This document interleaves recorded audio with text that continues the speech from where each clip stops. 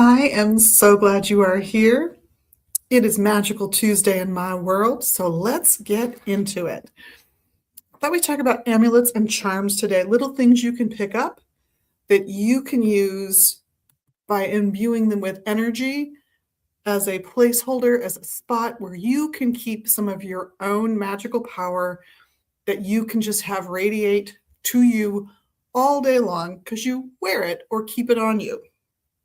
So I grabbed a couple little sterling silver charms we've got in stock right now. These happen to be out and available. And when I'm looking at, say, a little dish of charms, mixed charms, like I could have grabbed a fairy. I didn't happen to grab that. There's a whole bunch of different styles of charms that are available.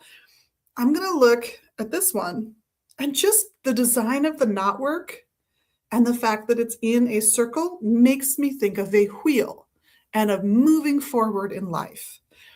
If I feel like I need help propelling myself to the next day or through this day, I'm going to grab this one.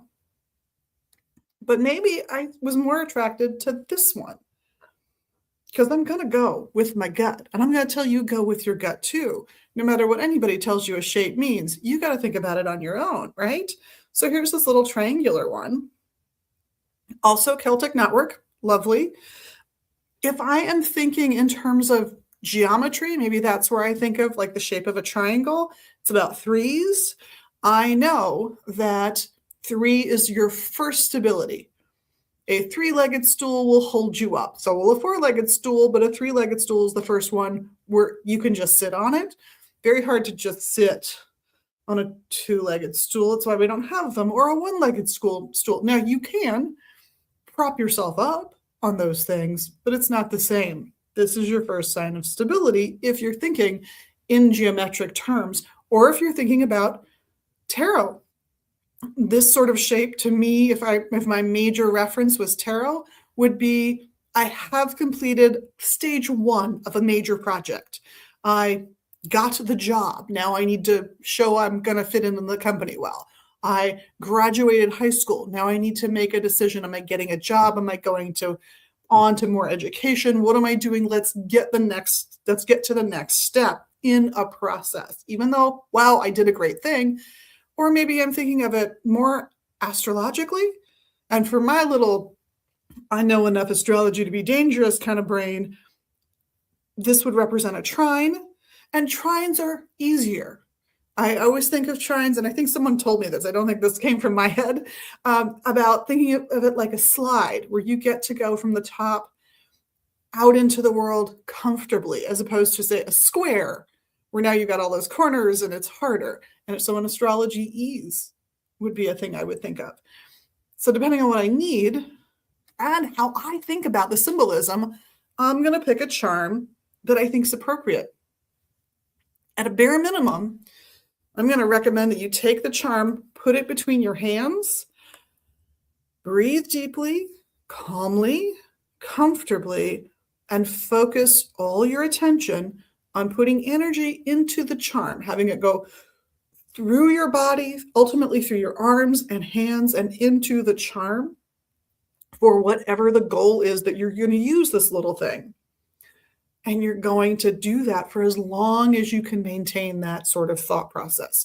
If you're great at meditating, you might be sitting there for 20 minutes. If you're not a meditator, you might be sitting there for 3 minutes. That's okay. You know why?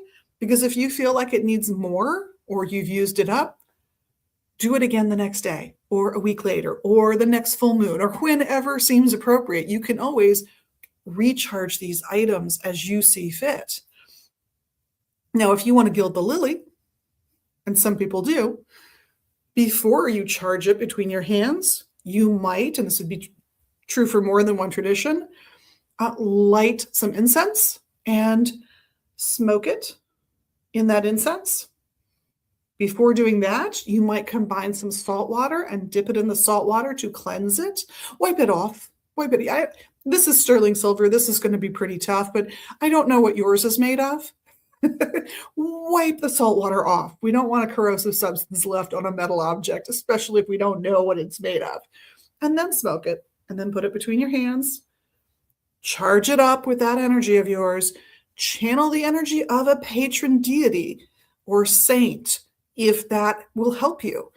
And then, and I think this is key, put it on a chain or a cord and wear it.